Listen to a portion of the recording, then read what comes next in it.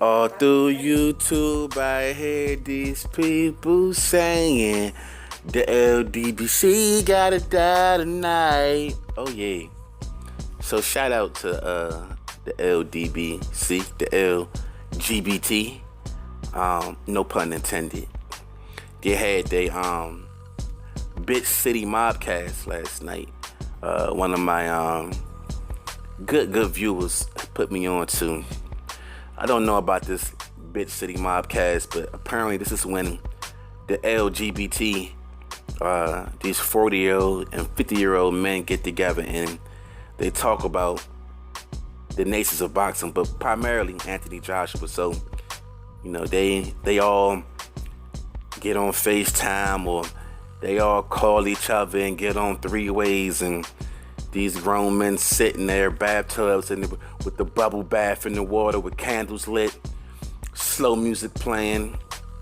You know, they put their bath bombs in the water, they put their Epsom salt, and they get their big greasy asses in the tub and they sit down and they speak to each other about the natures of boxing, but primarily Anthony Joshua. These grown ass men who should have families, they sit around and they talk about another man for 2 hours.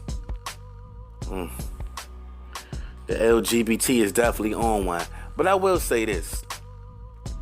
They said some interesting things that was brought up, and they said, one of the things they said was Deontay Wilder would be moving down to light heavy, to cruiserweight, because he knows there's no real money left for him in the heavyweight division. After he fights Anthony Joshua, after he fights Povetkin, I mean, how many more fights did Deontay Wilder have at the heavyweight division? Now, they always tell me I'm a hating ass channel, but I do give Deontay Wilder kudos. Didn't mean to say coward, that slipped.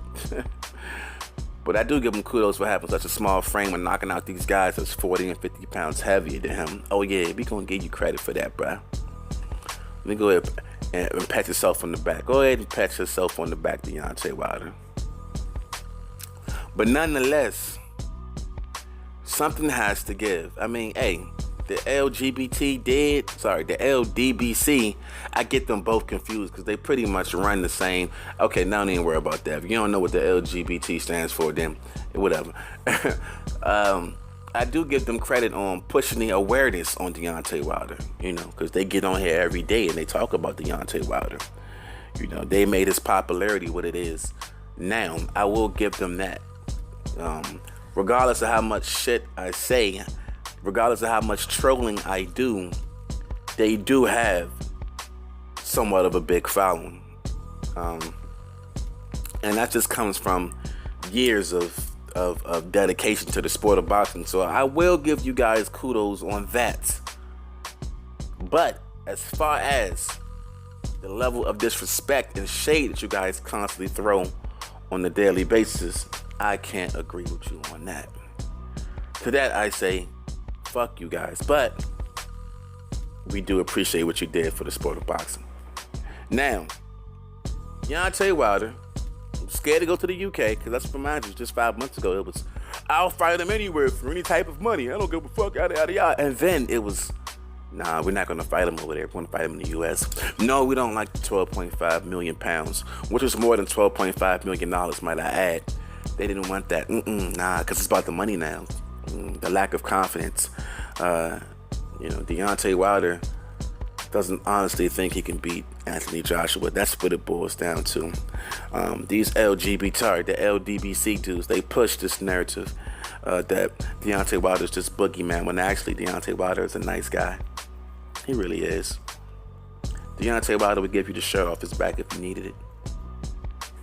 He's not no boogeyman, but he just knows when he's up against, it's not no walk in the park. Yeah, he know that. This video was not intended to speak on any brand new news in the sport of boxing, but just to more so bring some enlightenment to the situation. It's OTF-TV. Enjoy your bubble bath, LGBT.